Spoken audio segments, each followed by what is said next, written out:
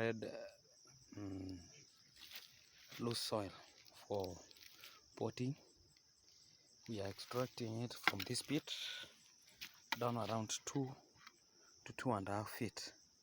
We don't need topsoil. It is sticky after some while of watering. So if you water for after short while it becomes sticky, the topsoil. So we don't want that one. We want the loose one, like this one we have extracted from 1 to 2 feet below the surface. Yeah, it is, you can see, very soft. Even the soil is loose and does not contain any kind of nutrients nor manure, so it is a just neutral soil. Yeah, before we continue, I would like to tell you advantage of using this soil. It is that when you water the seedlings, the water is drained completely, so it does not contain that characteristic of logging water. So that's the benefit of this kind of soil. I would like you not to skip any step, because we are going to go from A to Z on how we are going to pot. Now we are going to the next step. Let's get to it. Now this is the next step that we are talking about. As you can see, the potting papers, we have just filled it halfway, so that when we put the seedling, we refill with the soil to the level that is needed. We have more steps ahead, don't skip. So let's keep doing this. We are going to pour this one to offload from the wheelbarrow to the ground here. Yeah, where he is making a field. So like that, this is refilling soil. So we are going to extract the seedlings, and then when we put them in the pots, we are going to refill with the soil. Okay, now he's trying to make the soil as loose as possible. It is somehow wet, but if it could not have been wet, we could have used a sieve. We extract the most soft, but since it has some moisture, it has some particles, but we are just good with that. It will just work well the way it is. Okay, we are going to the next step of extracting seedlings from the nursery, and then we are going to be transplanting them to the pots.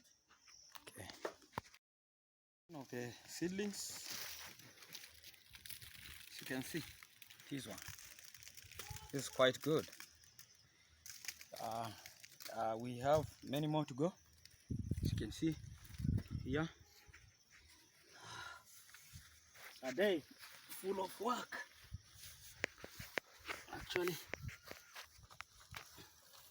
Make sure you extract them deep from the bottom, so that you may not interfere with the roots. These ones, see, this automatically it's gonna grow because it has the cotyledons of the seed here. It is still feeding on the cotyledons, so it is being generated with the nutrients from the cotyledon. So even if it lacks water for some while, it is good to go. It can survive with the water stored in the cotyledons. Okay, this one, you can see it has well developed roots. So, but one thing, when they start to peak, we don't allow them to grow with all those shoots. We cut off these ones and allow only one to survive, so it will shoot very well and become very strong. So we are going to be sorting in the potting area to eradicate any extra shoot from one seed. So we check the healthy one. As you can see, this is one seed, but it has produced 1, 2, 3, 4. It has produced 4 shoots. Now we are going to eradicate the weak ones. We remain with the strong ones. This one we can decide to remain with this one or this one, but I think this one is more stronger. So we are going to eradicate the 2 of the remaining 2. Okay, that will be done in the sorting area where we'll be potting. Pause. Now this is the work.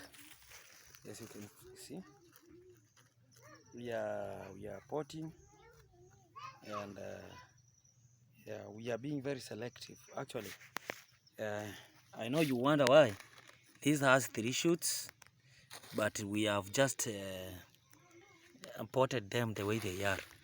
Okay, we are going to pot them. These are very young, and then it's not well to determine which shoot may be stronger. So we are going to feed it within 1 month, and then from there we are going to select the strong branch.